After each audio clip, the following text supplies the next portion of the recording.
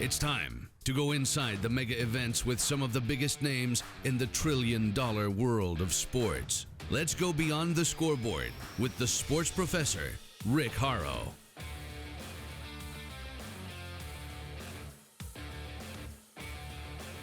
I'm the sports professor, Rick Horrow. Welcome to Beyond the Scoreboard, Inside the Mega Events.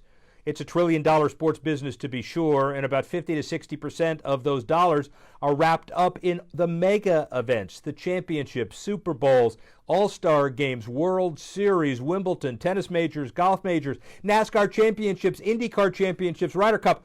All of those too numerous to mention. I'm in my office to kick off the show, but I'm not here a lot. I'll be on the road on a weekly basis to bring you the inside tips from those major events. The balance sheets, who wins, who loses, the interviews, how you put on the events, and how you sustain them. This is all brought to you by Edelman Financial. Money doesn't come with instructions. That's why we created Edelman Financial Services to help you with everything from college and retirement planning to managing your investments, helping you achieve retirement security. We're among the nation's top financial advisors. Come see how we can help you. Maribel, all four of them really worked hard, so if you please give them a round of applause. And our last member of our dais up here is a dear friend of mine, somebody I've known for over 25 years. His name's Rick Horrow. Okay, so when I was in Columbus, Ohio, I was running a professional soccer team called the Columbus Crew.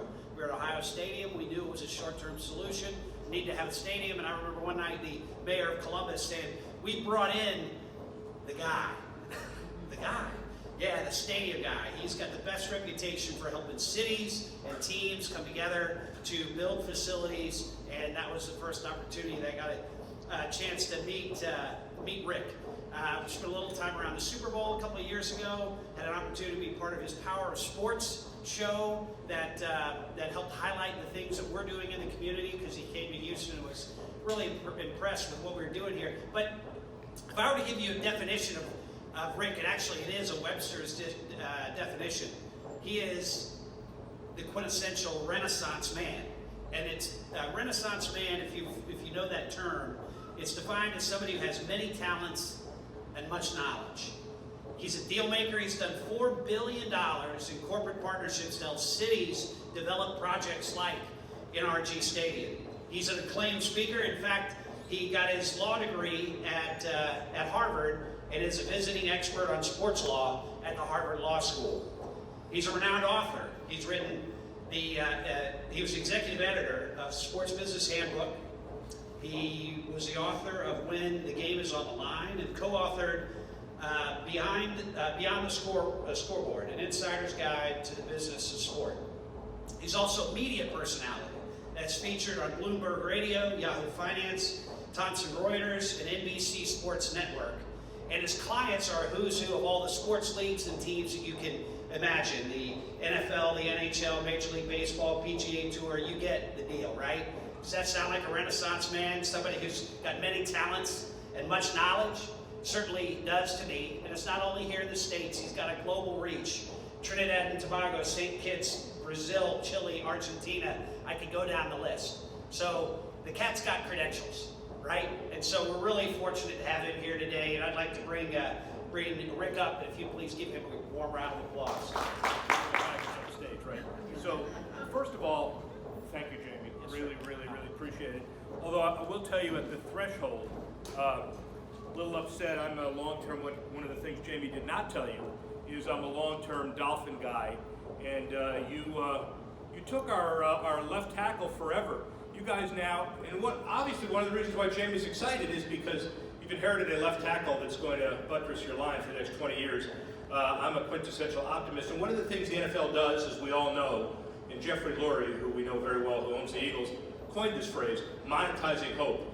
Well, sometimes, like when you're a Dolphin fan, you look at the roster, it's kind of hard to hope, but one of the deals of the beauty of the NFL is whether you're the Dolphins or the Texans in that first expansion game or anybody else, you're 0-0. So one of the things I've done for the last 30 years is call every owner before the beginning of the season, tonight 2 of them and then the other 30, and wish them good luck, because starting tonight, 50% of every phone call, they're going to be really upset. So I'm pretty bright about what to be able to do and what not to.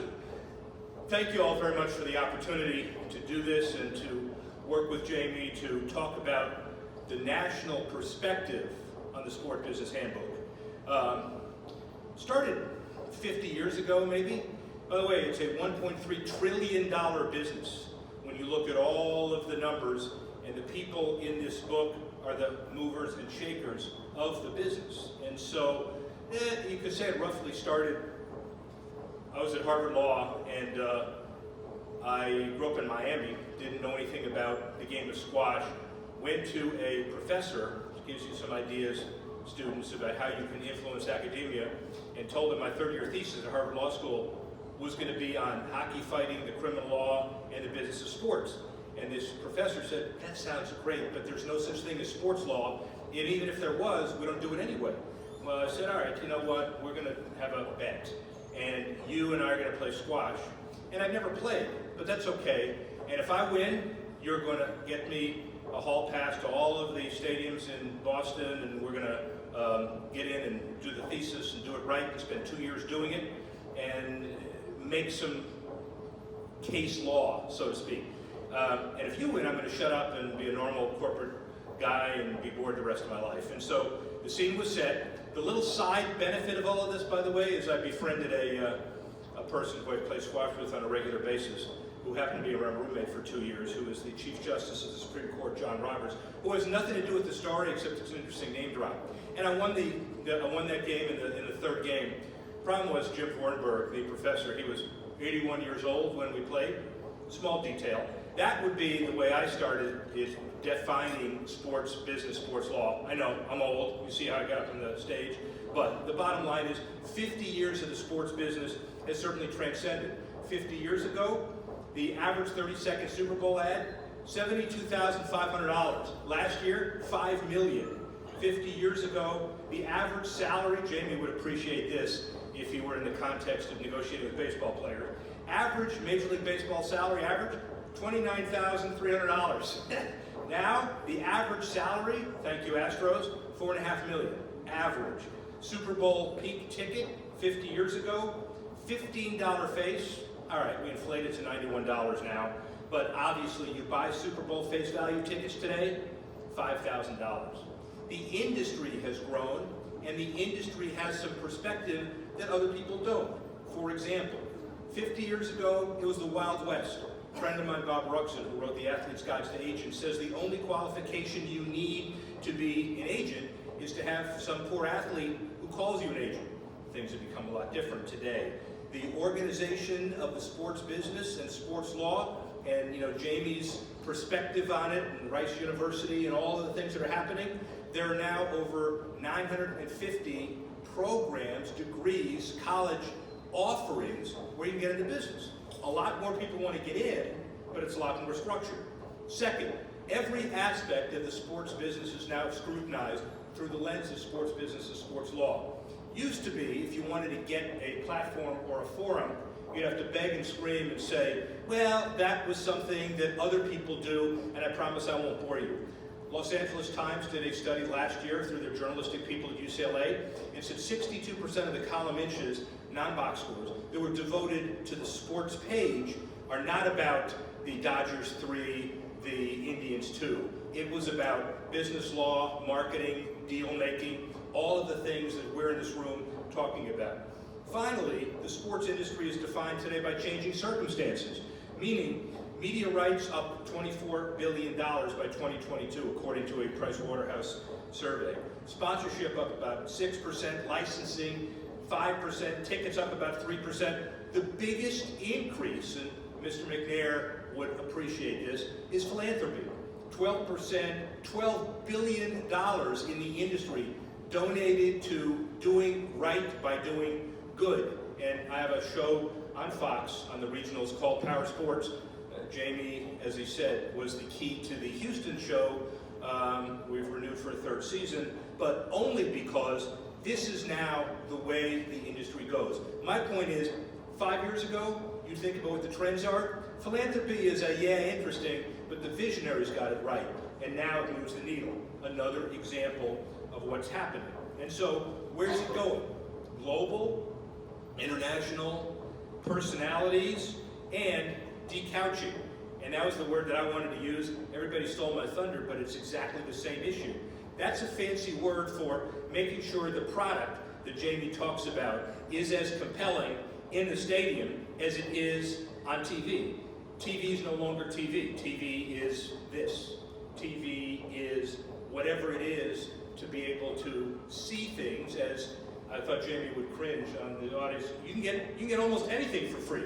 You can even look hard enough and get NFL games for free, more or less. But the bottom line is, you've got to be able to have a unique experience that makes people feel like there's a social reason to come to the stadium, and you feel like you've won, even though your team can't win every game, but you can win every fan experience.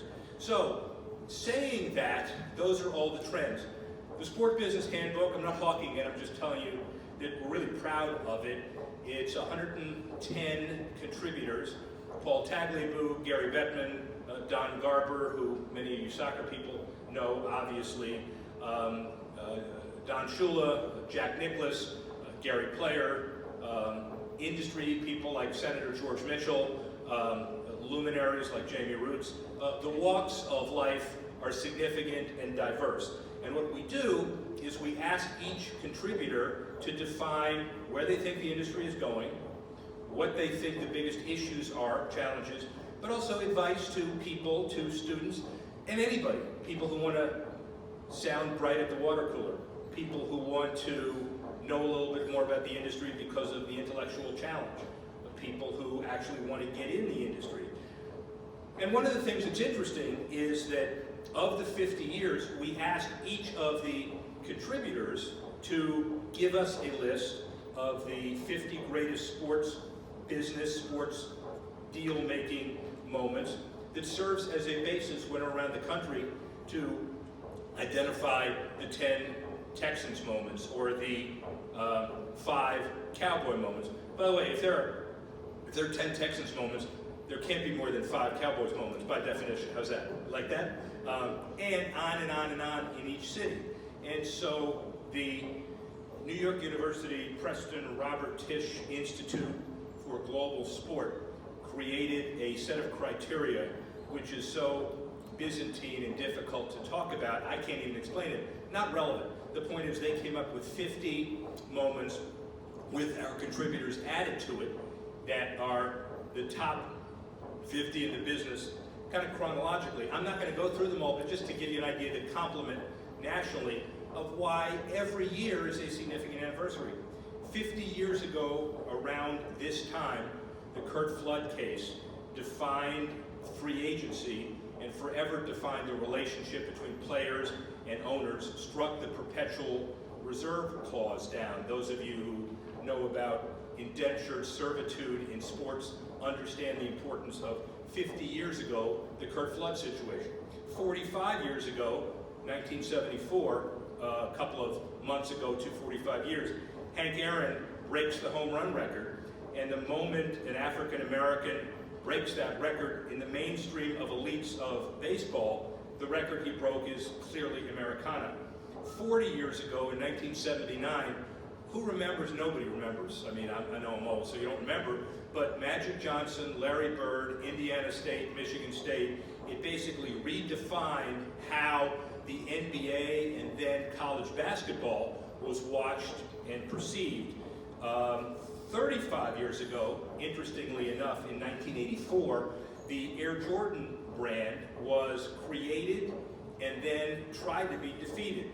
He represented, Michael Jordan, a revolution of the basketball shoe industry. In 1984, the NBA banned it because they thought it was too colorful.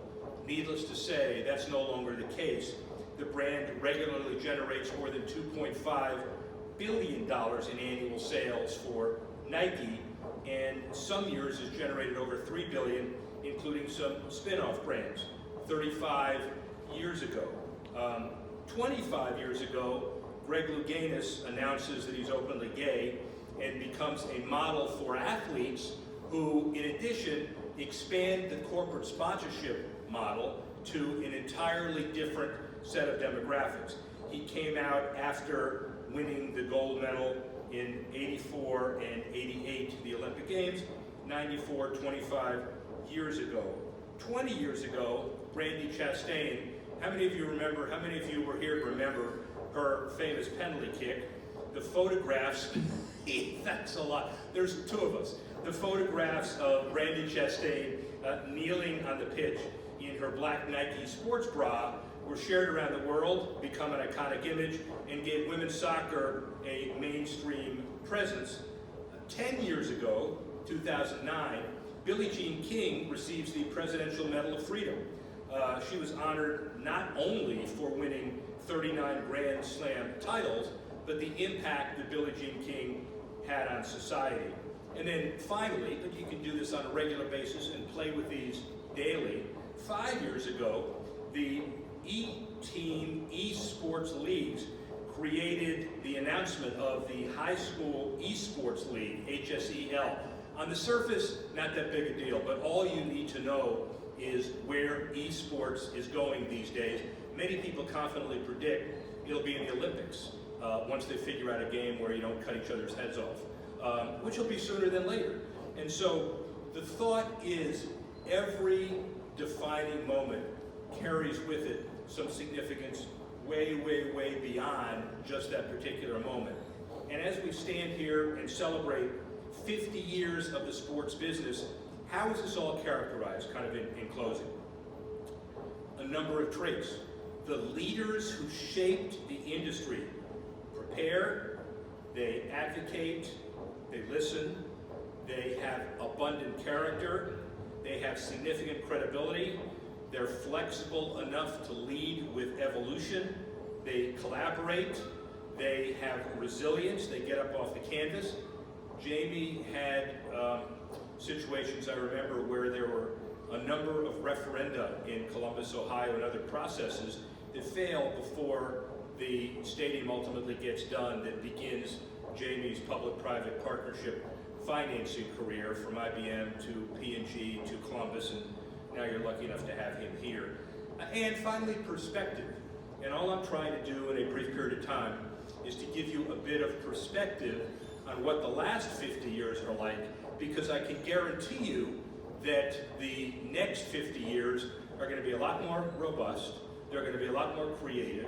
Anybody who predicts where the industry is going in the next 50 years is lying. Nobody really knows. And the only way to succeed in this evolutionary business is to prepare yourself for the unprepared and take with you assets that are really important. And as I said earlier in that question, just to conclude, you all are very lucky, because everybody has something equivalent to the Greater Houston Partnership, but they don't have a Bob Harvey. Everybody is looking for its next mega event, but they don't have a Chris Kennedy. Everybody has a series of spin-off event aspirations and a public-private partnership structure to help generate them, but they don't have a David Fletcher. And everybody has a president of an NFL or Major League team, but they absolutely, positively, unequivocally don't have a Jamie Roots. And the fact that they all work together inures to the benefit of Houston in ways that I tried to ask, but you don't even know, and you kind of take for granted. And you should understand you're in a great position, poised for the future. I'm very thankful and humbled that you allowed me to crawl on the stage, to allow me to focus on a team other than my Miami Dolphins, and to again shout out Jamie Roots, my good friend, for making this possible. Thank you all very much.